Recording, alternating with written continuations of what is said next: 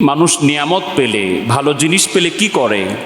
আনন্দিত হয়, খুশি প্রকাশ করে। আপনার কাঙ্ক্ষিত বস্তু, চাহিদার বস্তু যেটা পেয়ে আপনি সন্তুষ্ট, সেটা পেলে আপনি খুশি হবেন, আনন্দ প্রকাশ করবেন, চেহারা উজ্জ্বল হবে, মন ভালো হবে, ফুরফুর লাগবে, ভালো লাগবে। তো আল্লাহর সবচেয়ে বড় নিয়ামতটা কি? এই গোটা সৃষ্টি জগতের জন্য আল্লাহর সবচেয়ে বড় নিয়ামতের নাম হচ্ছে মুহাম্মাদুর রাসূলুল্লাহ সাল্লাল্লাহু আলাইহি ওয়াসাল্লাম। এই নিয়ামতটা পাঠাবার জন্য আল্লাহ এই নিয়ামতটাকে জগতে পাঠাবেন, তার আলোচনা কবে থেকে আল্লাহ করছেন। আল্লাহ আলোচনা শুরু করে দিলেন রুহের জগতে, এই নবীরা আমার একজন রাসূল আসবে। আল্লাহ আলোচনা করছেন আমার একজন রাসূল আসবে, আমার একজন নবী কিন্তু আসবে। তোমাদেরকে কিতাব দিয়েছি, হিকমত দিয়েছি, যা দিয়েছি ভালো কথা, আমি কিন্তু তোমাদের থেকে ওয়াদা নিচ্ছি আমার ওই রাসূল আসলে তার উপর ঈমান তোমাকে আনতে হবে। লা তুমিনুন্না বিহি ওয়া লা তানসুরুন্না। সূরা আল ইমরানে ৮১ নম্বর আয়াতে আল্লাহ পাক বলছেন, এই নবীরা, এখনো কোনো নবীকে আল্লাহ জগতে পাঠাননি। আদম নবীকে আল্লাহ পাক মানবীয় সুরতে সৃষ্টিও করেননি, সেখানেই আল্লাহ বলছেন, এই নবীরা শোনো, একজন নবী কিন্তু আমি পাঠাবো, তার ব্যাপারে সাবধান, তারে পাইলে কিন্তু তার ঈমান আনতে হবে, তাকে খেদমত করতে হবে, তাকে সহযোগিতা করতে হবে। তো তিনি আসবেন। আমরা কোরআনুল কারীম থেকে শুনি, হাদিসে তো অনেক ব্যাপকতা আছে।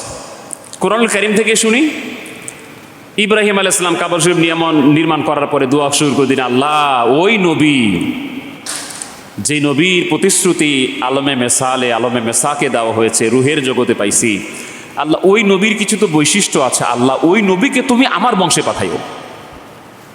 রব্বানা ওয়াবআথ ফীহিম রাসূলাম মিন আনফুসিহিম ইয়াতলু আলাইহিম আয়াতিহি ইলাল আখির।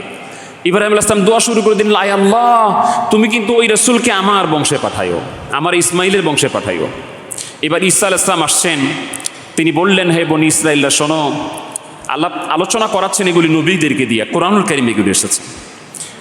ঈসা আলাইহিস সালাম বলছেন, হে বনি ইসরাঈলরা শোনো, আমি রসূল, ঠিক আছে, আমি একজন রসূল, কিন্তু আমি আরেকজন রসূলের শুভ সংবাদ দিতে আসছি। মুবাশশিরাম বিরাসূলিন ইয়াতি মিন বাদি। সূরা সফের 6 নম্বর আয়াতে আল্লাহ পাক বলছেন, ওই নবী কিন্তু আমার পরেই আসতেছে। অনেক নবী তার কথা বলছে, আল্লাহ একজন নবী পাঠাবেন, পাঠাবেন, পাঠাবেন। হ্যাঁ বনি ইসরাঈলরা শোনো, আমার উম্মতেরা শোনো, ওই নবী কিন্তু আমার পরে আসতেছে। নাম কি জানো? ইসমুহু আহমদ, তার নাম হবে আহমদ। কোরআনুল কারীমে আল্লাহ পাকের হাবিবের মূল নাম দুটি এসেছে, আরো অনেক সিফাতি নাম এসেছে, মূল নাম দুটি এসেছে, একটি হচ্ছে মুহাম্মদ আর একটি হচ্ছে আহমদ। কোরআনুল কারীমের মধ্যে 4 জায়গায় মুহাম্মদ শব্দটি, আমার নবীর নাম যে মুহাম্মদ, মুহাম্মাদুর রাসূলুল্লাহ সাল্লাল্লাহু আলাইহি ওয়াসাল্লাম, এই মুহাম্মাদুর রাসূলুল্লাহ শব্দটি কোরআনুল কারীমে আল্লাহ 4 জায়গায় বলেছেন। আর আহমদ শব্দটি আল্লাহ তাআলা সূরা সফের 6 নম্বর আয়াতে বলছেন। আল্লাহ রাব্বুল আলামিন তার নবীকে পাঠাবেন, পাঠাবেন, সব নবীদেরকে দিয়ে বলালেন, বলাইতে বলাইতে আল্লাহ যখন পাঠাই দিলেন, আল্লাহ তখন এই কোরআনে উল্লেখ করছেন সূরা আল ইমরানের 164 নম্বর আয়াতে, শোনো, যে নবীর আলোচনা এত করা হয়েছে, এত সংবাদ সব নবীরা দিয়েছে, ওই নবীকে যখন পাঠালাম তার গুরুত্ব জানো? আল্লাহ পাক বলছেন, লাকাদ মান্নাল্লাহু আলাল মুমিনিনা ইয বা'আসা ফীহিম রাসূলাম মিন আনফুসিহিম। আল্লাহ পাক বললেন, এই রাসূলকে পাঠানো মানে হচ্ছে আমার সবচেয়ে বড় দয়া মুমিনদের প্রতি। আমার রাসূল এত মর্যাদাবান, এত সম্মানিত, ওই রাসূলকে তোমাদের কাছে পাঠালাম, এটা আমার বড় দয়া। আল্লাহ কিন্তু কাউকে কিছু উপকার করে খোটা দিতে নিষেধ করেছেন। আপনি একটা গরিব মানুষকে সহযোগিতা করলেন, আর পরবর্তীতে বললেন, এই তোমারে কিন্তু অমুক দিন ওইটা করছি, আমি তোমারই উপকার করছি, তোমার খাবার ছিল না, তোমার বাড়িতে খাবার দিছি না আমি। এই ধরনের কোনো সহযোগিতা করার খোটা দেওয়া আল্লাহ পাক নিষেধ করেছেন তার হাবিবের মাধ্যমে। কিন্তু আল্লাহ এমন একটা নিয়ামত মুমিনদেরকে দিলেন, আল্লাহ নিজেই বললেন, ওইখানে আল্লাহ পাক তার বিধানটাকে চেঞ্জ করে বললেন, এই মুমিনেরা, আমি কিন্তু তোমাদেরকে আমার নবীকে পাঠাইয়া বড় দয়া করছি, মনে রাখো। সেই রাসূল করিম সাল্লাল্লাহু তাআলা আলাইহি ওয়া আলা আলিহি ওয়াসাল্লাম সর্বশ্রেষ্ঠ আল্লাহর নিয়ামত। তো সর্বশ্রেষ্ঠ নিয়ামতটা আমরা পেয়েছি, এজন্য এই নিয়ামতটা শুধুমাত্র মানুষ না, এই নিয়ামতটা যেদিন এই পৃথিবী পায়, যেদিন এই পৃথিবী এই নিয়ামতটা পায়, গোটা পৃথিবী আনন্দের হিল্লোল বয়ে গিয়েছিল।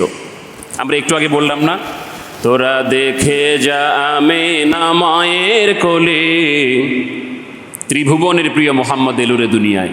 এই কথাগুলি আমাদের কবি কাজী নজরুল ইসলাম তার ছান্দস্যিক ভাষায় ওই তদানীন্তন সময়ের পৃথিবীর অবস্থা বর্ণনা করতে গিয়ে বলছেন যে পশু পাখি, বৃক্ষলতা, ফেরেশতা সবাই এই আনন্দের হিল্লোলে সেদিন তারা গাচ্ছিল, সৃষ্টিজগতে সেদিন আনন্দের হিল্লোল বয়ে গিয়েছিল। তো সেই সর্বশ্রেষ্ঠ নিয়ামতটা আল্লাহ রাব্বুল আলামিন পাঠিয়েছেন যে মাসে, এই মাসটি হচ্ছে আরবি মাসের তৃতীয় মাস রবিউল আউয়াল শরীফে প্রসিদ্ধ মতে, এবং এটার উপরেই সারা পৃথিবীর আমল 12 তারিখে 12ই রবিউল আউয়াল, এই জন্য পবিত্র ঈদে মিলাদুন নবী সাল্লাল্লাহু আলাইহি ওয়াসাল্লাম অর্থাৎ রাসূল করিম সাল্লাল্লাহু আলাইহি ওয়াসাল্লামের জন্ম উপলক্ষে আনন্দিত, এই শব্দটাকে আরবিতে বলা হয় ঈদে মিলাদুন নবী সাল্লাল্লাহু আলাইহি ওয়াসাল্লাম।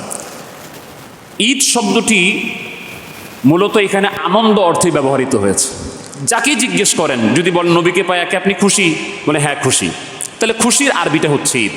এটা পারিভাষিক অর্থে যে ঈদুল ফিতর এবং ঈদুল আজহা আছে ওটার সঙ্গে তুলনা করে নয়, জাস্ট আরবি পারিভাষিক শাব্দিক অর্থে খুশি প্রকাশ করার অর্থেই এই দিনটাকে আনন্দের দিন হিসেবে, যেহেতু সবচেয়ে বড় নিয়ামত প্রাপ্তির দিন, ওই দিন হিসেবেই এটাকে মূলত ঈদে মিলাদুন নবী সাল্লাল্লাহু আলাইহি ওয়াসাল্লাম বলা হয়। তো আমরা রাসূল যে পেলাম, এই রাসূল এসেছেন, পৃথিবীতে এসেছেন, তার যতগুলি কাজ আল্লাহ পাক দিয়েছেন, তার 4টি কাজের কথা সূরা আলে ইমরানের যে আয়াতটি আমরা পড়ছিলাম সেখানে আল্লাহ রাব্বুল আলামিন সেই রাসূলের 4টি মৌলিক দায়িত্বের কথা বলেছেন।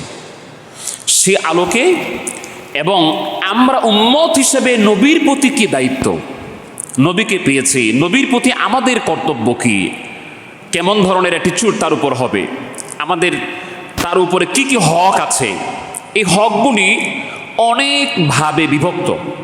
তবে এইগুলিকে মৌলিকভাবে যদি আমরা নেই তাহলে আমরা দেখব মৌলিক 5টা দায়িত্ব উম্মতের আছে নবীর প্রতি, অর্থাৎ উম্মত 5টি এই মূল গুরুত্বপূর্ণ দায়িত্ব তার নবীর প্রতি পালন করবে। 1 নাম্বার কি? 1 নাম্বার হচ্ছে ওই নবীর উপর ঈমান আনতে হবে। 1 নাম্বার দায়িত্ব হচ্ছে তার উপর ঈমান আনা, তিনি যে আল্লাহ রাসূল এ ব্যাপারে তার উপর ঈমান আনা। 2 নাম্বার হচ্ছে রাসূল হিসেবে তিনি যে সম্মান পাওয়ার অধিকারী সেই সম্মান করা, তাজিম করা, এবং তার সাথে সম্পৃক্ত যতগুলি জিনিস, ব্যক্তি, বস্তু আছে সবগুলিকে রাসূলের কারণে তাজিম করা। 3 নাম্বার তাকে মহব্বত করা, তাকে ভালোবাসা। এটি আল্লাহ রাব্বুল আলামিন তাকে ভালোবাসার কথা সব কিছুর চেয়ে বেশি ভালোবাসার কথা নবীকে আল্লাহ পাক কোরআনুল কারীমে বলেছেন, নবীজি হাদিস শরীফে বলেছেন, আমরা ইনশাআল্লাহ এগুলো আলোচনা করব। 4 নাম্বার হচ্ছে আমরা যে নবী পেলাম তার প্রতি আনুগত্য প্রকাশ করা, আনুগত্যের ব্যাপারে দ্বিধাহীন আনুগত্য, নিরঙ্কুশ আনুগত্য, এই আনুগত্যটা তার নবীর প্রতি করা। 5 নাম্বার হচ্ছে এই নবীর অনুসরণ, অনুকরণ করা। এই 5টি মৌলিক দায়িত্ব হচ্ছে উম্মতের জন্য নবীর প্রতি। তাহলেই মিলাদুন নবী বলেন, আবার কেউ কেউ নাম সিরাতুন নবী নাম দিয়েও নবীজির জীবন চরিত্র আলোচনা করেন, ভালো, বেশ করতে পারেন। মিলাদুন নবী বলেন, সিরাতুন নবী বলেন, বা নবীর জীবন বৃত্তান্ত বলেন, বা যে কোনোভাবে আপনি বলেন না কেন, যদি এই 5টি মৌলিক বিষয়কে আমরা লক্ষ্য করে সেটা আমার জীবনে আনতে পারি তাহলেই এটা ঈদে মিলাদুন নবীর শিক্ষা হবে, সিরাতুন নবীর শিক্ষা হবে, নবীজির জীবন চরিত্র আলোচনা শিক্ষা হবে, উম্মত হিসেবে আমাদের দায়িত্ব পালন হবে। এই 5টি মৌলিক দায়িত্ব যদি উম্মত তার নবীর প্রতি পালন করে, আমরা এই 5টি বিষয় এবং নবীজি এসেছেন 4টি মূল কাজ নিয়ে, আমরা এই মাসে চেষ্টা করব এই ধারাবাহিক কথাগুলি আলোচনা করার। যেহেতু এই মাসটা দাবি রাখে রাসূল করিম সাল্লাল্লাহু আলাইহি ওয়া আলিহি ওয়াসাল্লামকে নিয়ে আলোচনা করার, কারণ তিনিই তো হচ্ছেন মূল ইসলাম, তিনিই হচ্ছেন ঈমান, যেটা আল্লামা ডক্টর ইকবাল তার ভাষায় বলছেন, মগজে কুরআন রূহে ঈমান জানে দিন, মগজে কুরআন রূহে ঈমান জানে দিন, হস্তে হুব্বে রহমাতাল লিল আলামিন। ডক্টর ইকবাল বলছেন কোরআনের মগজ বলেন, ঈমানের রুহু বলেন, আর দিন ইসলামের জান বলেন, সবগুলিকে একত্রিত করে যে জিনিসটা পাওয়া যাবে এটা হলো আমার নবী মুহাম্মদুর রাসূলুল্লাহ সাল্লাল্লাহু আলাইহি ওয়াসাল্লামের প্রতি ভালোবাসা, তার প্রতি ইশক মহব্বত। আর এটা শুধু রবিউল আউয়াল মাসে না, নবীজির আলোচনা যদি গোটা জীবনে করা যায় তবুও শেষ হবে না। কবি বলছেন, লা ইউমকিনু সানাউ কামা কানা হাক্কুহু বা'দ আজ খুদা বুজুর্গি তুই কিসসা মুখতাসার। ইমাম বুসুরি বলছেন, ইয়া রাসূলুল্লাহ, ইয়া হাবিবাল্লাহ, আপনার শানে আমি এতগুলি কবিতা বললাম, এত নাত লিখলাম, এত আপনার প্রশংসা করলাম, এগুলি তো করে শেষ করা যাবে না হুজুর। সংক্ষিপ্ত কথা হচ্ছে, আল্লাহর পরেই যদি কারো আসন থাকে, আল্লাহর পরে যদি কারো মর্যাদা থাকে, সেই মর্যাদা হচ্ছে আপনি মুহাম্মদুর রাসূলুল্লাহ সাল্লাল্লাহু আলাইহি ওয়াসাল্লামের। এটা সংক্ষিপ্ত কথা, এটা ছাড়া আমি আর কিছু বলতে পারছি না, যে আল্লাহর পরেই যার স্থান তিনি হচ্ছেন আপনি রাসূল করিম সাল্লাল্লাহু আলাইহি ওয়াসাল্লাম। আপনি দেখবেন পৃথিবীতে এত জীবনী কারো লেখা হয়নি যত জীবনী আমার নবীজির লেখা হয়েছে। এত গান, সঙ্গীত বলেন বা বাংলা ভাষায় গানই বলেন, ইসলামী গান বলেন, নাত বলেন, নবীজির শানে কবিতা বলেন, যতগুলি বলেন পৃথিবীতে আর একটা মানুষেরও পাবেন না যতগুলি নাত, কবিতা, ইসলামী গান আমার নবীর শানে গাওয়া হয়েছে, লেখা হয়েছে, বলা হয়েছে, এত পরিমাণ কারো লেখা হয়নি। তারপরে কোনো কবি সাহিত্যিক বলতে পারবে না যে আমার নবীর প্রশংসা করে আমি গান লিখে শেষ করে দিয়েছি, আর তোমরা ভাষা খুঁজে পাবা না। কেন পাবেন না? কারণ আল্লাহ যার প্রশংসা নিজে করছেন কোরআনুল কারীমে, আল্লাহ পাক যাকে বলছেন ওয়া ইন্নাকা লাআলা খুলুকিন আযীম, হাবিব আপনাকে তো আমি মহান চরিত্র দিয়ে পাঠিয়েছি। তো মহানের প্রশংসা করে দুনিয়ার মানুষ কেমনে শেষ করবে? রাসূল করিম সাল্লাল্লাহু আলাইহি ওয়াসাল্লামের এই যে 5টি মৌলিক দায়িত্ব উম্মতের নবীর প্রতি, এই 5টি মৌলিক দায়িত্ব যদি পালন করতে হয় তাহলে আপনার উচিত হচ্ছে তাকে জানা। প্রথমে তাকে জানতে হবে, তাকে বুঝতে হবে। আপনি তাকে না জানলে, তাকে না বুঝলে এই 5টির কোনোটিই করা সম্ভব হবে না। একটি মানুষকে না জানলে, না চিনলে, তার সম্পর্কে না বুঝলে আপনি তার প্রতি কোনো ধরনের দায়িত্ব পালন করতে, সঠিক দায়িত্ব পালন করতে পারবেন না। এজন্য প্রথম আমাদের উচিত হচ্ছে তার সম্পর্কে জানা। কোরআনুল কারীম, হাদিস শরীফের আলোকে ইনশাআল্লাহ আমরা এগুলি ধারাবাহিকভাবে আলোচনার ইচ্ছা পোষণ করছি। কোরআনের আলোকেই যদি আমরা রাসূল করিম সাল্লাল্লাহু তাআলা আলাইহি ওয়া আলা আলিহি ওয়াসাল্লামার মর্যাদাগুলি একটু দেখতে চাই, তাহলে আমরা দেখব কোরআনুল কারীম আল্লাহ রাব্বুল আলামিনের হাবিবকে, তার নবীকে যে মর্যাদা দিয়েছেন। আমরা প্রথমে কোরআন শরীফ থেকে মৌলিকভাবে শুনি, আল্লাহর কোরআন তার হাবিবকে মর্যাদা দিয়ে প্রেরণের একটা কারণ সম্পর্কে আল্লাহ পাক সূরা আম্বিয়ার 107 নম্বর আয়াতে বলেছেন, ওয়ামা আরসালনাকা ইল্লা রাহমাতাল লিল আলামিন। আল্লাহ বলছেন, হাবিব আমি আপনাকে তো পাঠিয়েছি। কি কারণে পাঠানোটা? আমি আল্লাহর পক্ষ থেকে এমন আপনার প্রেরণটা, আপনি গোটা সৃষ্টি জগতের জন্য রহমত। আপনাকে আমি শুধু মানুষের জন্য না, মুমিনদের জন্য না, আরবের জন্য না, শুধুই পৃথিবীর জন্য না, আলামিন হচ্ছে আল্লাহর যত সৃষ্টি জগৎ আছে, যা দেখা যায় এবং যা দেখা যায় না, আরশ, কুরসি, লৌহ কালাম থেকে শুরু করে একবারে তাহাতা সারা, আল্লাহর যত সৃষ্টি জগৎ আছে সবগুলিকে এক কথায় আলামিন বলা হয়। যতটুকুকে আল্লাহ পাক বলছেন রব্বুল আলামিন, আমরা সূরা ফাতিহার মধ্যে পড়ি না, আলহামদুলিল্লাহি রাব্বিল আলামিন। আল্লাহ পাক বলছেন যতটুকুর জন্য আমি রব, আল্লাহ যতটুকুর জন্য রব, আল্লাহ পাক ওই অতটুকুর জন্য তার হাবিবকে বলছেন আপনি ওই অতটুকুর জন্য রহমত।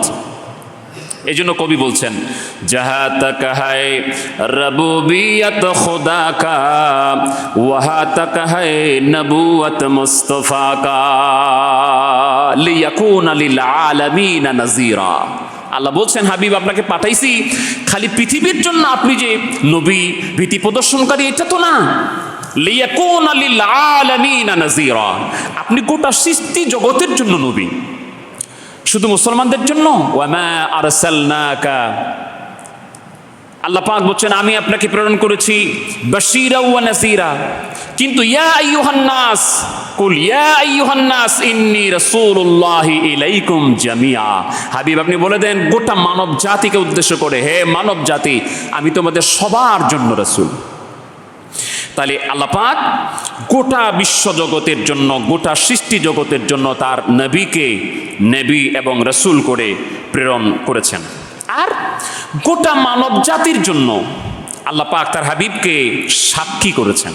শুধুমাত্র তার উম্মতের সাক্ষী না, শুধুমাত্র মুমিনদের জন্য সাক্ষী না।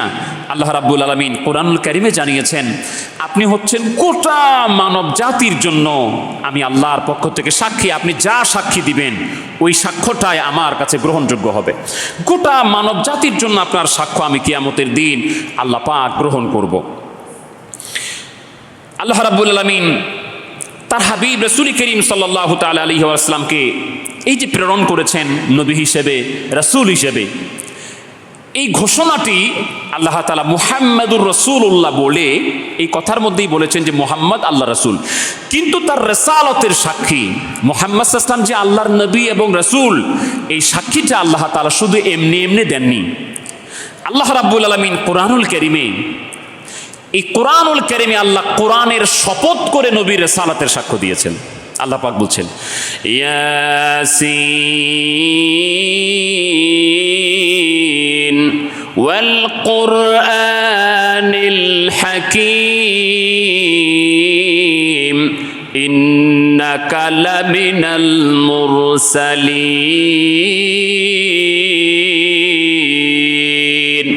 হে হাবিব, হে আমার বন্ধু। ইয়াসিনের অর্থ অনেকে করেছেন হে আমার বন্ধু, হে আমার নবী। এটি সবচেয়ে সুন্দর অর্থ আমাদের কাছে মনে হচ্ছে। হে আমার নবী, এই বিজ্ঞানময় হিকমতপূর্ণ কোরআনের শপথ। আল্লাহ বলছেন ওয়াল কুরআনিল হাকীম, এই বিজ্ঞানময় কোরআনের শপথ। ইন্নাকা, ইন্না মানে নিশ্চয়ই, কা মানে আপনি। আল্লাহ পাক একবার বললেন নিশ্চয়ই আপনি, আবার আল্লাহ পাক বলেন লা মিনাল মুরসালিন, অবশ্যই আপনি রাসূলদের অন্তর্ভুক্ত। আল্লাহ শপথ করলেন কোরআনের, আর দুইবার নিশ্চয়তার অর্থ দিলেন। একবার বললেন ইন্না হরফে মুসাব্বা বিল ফিল দিয়ে একটা তাগিদ দিলেন, আবার লাম তাকিদ দিয়ে আল্লাহ পাক বলেন আপনি অবশ্যই নিশ্চয়ই আমার রাসূল। কোরআনের শপথ করে আল্লাহ পাক বলছেন। সেই রাসূল করিম সাল্লাল্লাহু আলাইহি ওয়াসাল্লাম যখন যেই এলাকায় থাকবেন, ওই এলাকায় নবীর অবস্থানকালে আল্লাহ পাক ওই এলাকাকে আযাব দিবেন না। আমরা অনুবাদ সহকারে সব আয়াতগুলি বলতে গেলে, আমরা 1000 কথা বলতে গেলে আমরা তার হয়তো 50টাও বলতে পারবো না। এই জন্য আমরা খুব সংক্ষিপ্ত আকারে করছি। কোরআন কারীমে আল্লাহ পাক বলছেন, হাবিব, আল্লাহ পাকের এটা ইচ্ছা নয় যে আপনি সেখানে থাকবেন আর আমি আল্লাহ ওখানে আযাব দিব। রাসূল করিম, এমনকি রাসূল করিম সাল্লাল্লাহু আলাইহি ওয়াসাল্লামের দেহ মোবারক মদিনাতুল মুনাওয়ারা আছে, তিনি হায়াতুন নবী। হায়াতুন নবী মানে জিন্দা নবী। এই কথাটি কেন? কারণ রুদ্দাত ইলাইহি রূহাহু বা'দামা কুবিদা। সহিহ হাদিস শরীফ দ্বারা প্রমাণ, রাসূল করিম সাল্লাল্লাহু আলাইহি ওয়াসাল্লামের ইন্তেকাল হয়েছে, তেনাকে রুহু কবজ করা হয়েছে, বাট কবজ করার পরে আবার তিনার জিসমে, বডিতে আল্লাহ রূহ মুবারক ফিরিয়ে দিয়েছেন। তিনি রওজা শরীফে সশরীরে রূহ সমেত জিন্দা আছেন। এই জন্য মদিনাতুল মুনাওয়ারায় শয়তান ঢুকতে পারবে না, দাজ্জাল ঢুকতে পারবে না। মদিনাতুল মুনাওয়ারায় ব্যাপক হারে ক্ষতিগ্রস্ত হবে না মদিনাতুল মুনাওয়ারা। তবে শয়তানদেরকে তাড়ায় দেওয়ার জন্য একটু ভূমিকম্প হবে, নাড়া দিবে, বলবে এই মদিনায় তোরা থাকতে পারবি না। তো আল্লাহ পাক বলছেন, হাবিব, আপনি যেখানে থাকবেন সেখানে আমি আল্লাহ পাক গজব দিয়ে এটাকে শেষ করব না। আল্লাহ রাব্বুল আলামিন তাকে এমন নবী এবং রাসূল করেছেন, সশরীরে কাউকে মেরাজ দান করেননি, সশরীরে কাউকে আসমানে নেননি, আরশ কুরসি, জান্নাত জাহান্নাম ভ্রমণ করাননি, সাত আসমান পার করাননি, সিদরাতুল মুনতাহা দর্শন করাননি। আমার নবীজিকে আল্লাহ পাক সশরীরে মেরাজে নিয়েছেন। আল্লাহ রাব্বুল আলামিন তার হাবিব রাসূল করিম সাল্লাল্লাহু তাআলা আলাইহি ওয়া আলিহি ওয়াসাল্লামার আনুগত্যটাকে এমন করে দিয়েছেন, আল্লাহ পাক ঘোষণা দিয়ে দিয়েছেন, ওমাই ইউতির রাসূলা ফাকাদ আতা আল্লাহ। হে ঈমানদারেরা শুনে রাখো, কেউ যদি আমার সেই নবীর আনুগত্য করে ফেলে, আমি আল্লাহ ঘোষণা দিয়ে দিলাম সে আনুগত্যটা আমি আল্লাহর হয়ে যাবে। রাসূল করিম সাল্লাল্লাহু আলাইহি ওয়াসাল্লামের এই যে বর্ণনাগুলি, তার কথা বলা, তার সম্পর্কে আলোচনা করা, এটার ফজিলত সম্পর্কে আল্লাহ পাক কোরআন কারীমে বলছেন, ওয়া রাফা'না লাকা যিকরাক। সূরা ইনশিরে আল্লাহ পাক বলছেন, হাবিব আমি আপনার এই যে আলোচনা হবে, আপনার সম্মান বলা হবে, আপনার কথা বলা হবে, আপনার আলোচনা হবে, আপনার জিকির হবে। আরবিতে শব্দটি এসেছে জিকির। হাবিব আপনার জিকির, আপনার স্মরণ হবে, এটাকে আমি আল্লাহ অনেক উপরে তুলে ধরেছি। এটার তাফসীর আমরা করছি একবারে খুব সংক্ষিপ্ত আকার। আল্লাহ বলছেন, ইজা জুকিরতু জুকিরতা মাই। আপনার সম্মান, আপনার আলোচনা এমন হবে, আপনার জিকির এমন হবে, এমন কোনো জায়গা থাকবে না যেখানে খালি মানুষ আমার নাম নিবে, আপনার নাম নিবে না। এমন কোনো জায়গা আমি আল্লাহ দেই নাই যেখানে খালি মানুষ আল্লাহ আল্লাহ করবে আর রাসূল বলবে না। এমন কোনো জায়গা আপনি খুঁজে পাবেন না। যেখানে আল্লাহর নাম থাকবে সেখানে রাসূলের নাম থাকবে। সেটা হতে পারে নামাজ, হতে পারে আযান, হতে পারে কালমা, হতে পারে হজ, হতে পারে যাকাত, যে কোনো জায়গায় যান, খুতবা, তাসবিহ, তাহলিল, আল্লাহ পাক বিশেষ করে কালেমার মধ্যে এমনভাবে তার হাবিবের নামটা সেট করে দিয়েছেন, আপনি লা ইলাহা ইল্লাল্লাহ হাজার বললেও মুহাম্মাদুর রাসূলুল্লাহ না বললে ঈমান হবে না। তো আল্লাহ পাক এই জন্য বলছেন, হাবিব আপনার জিকিরকে অনেক সমুন্নত করে দিয়েছে।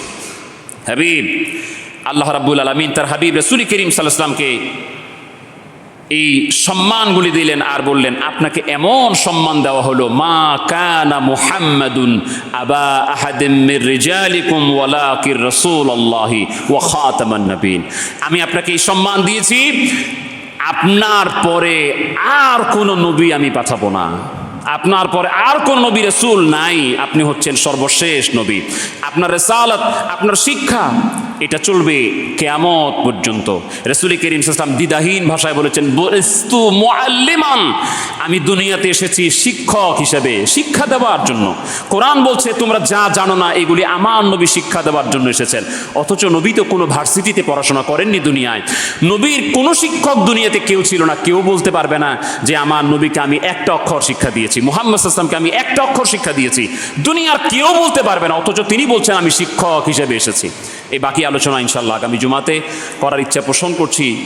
আর আগামী 12 রবিউল আউয়াল পবিত্র ঈদে মিলাদুন্নবী সাল্লাল্লাহু আলাইহি ওয়াসাল্লামের তারিখটি 16ই সেপ্টেম্বর, রোজ সোমবার। এর আলোকে এই রবিউল আউয়াল মাসটি যথাযোগ্য ভাবগম্ভীর্যের মধ্যতার সাথে নবীজির আলোচনা বেশি বেশি করে, তার সামনে বেশি পরিমাণ দরুদ ও সালাম পেশ করে, তার সুন্নতগুলিকে যথাযোগ্য মর্যাদায় পালন করার মাধ্যমে আমরা যে 5টির কথা বলেছি এই ডিটেল আলোচনা আমরা করবো ইনশাআল্লাহ তাআলা। কিন্তু আহ্বান করব যে বিশেষভাবে গুরুত্ব দিয়ে এই রবিউল আউয়াল মাসে আমরা যে নবীজির অনুকরণ, তার সুন্নাহ ফলো করি। আল্লাহ পাক তৌফিক দান করুন। আসসালামু আলাইকুম ওয়া রাহমাতুল্লাহ।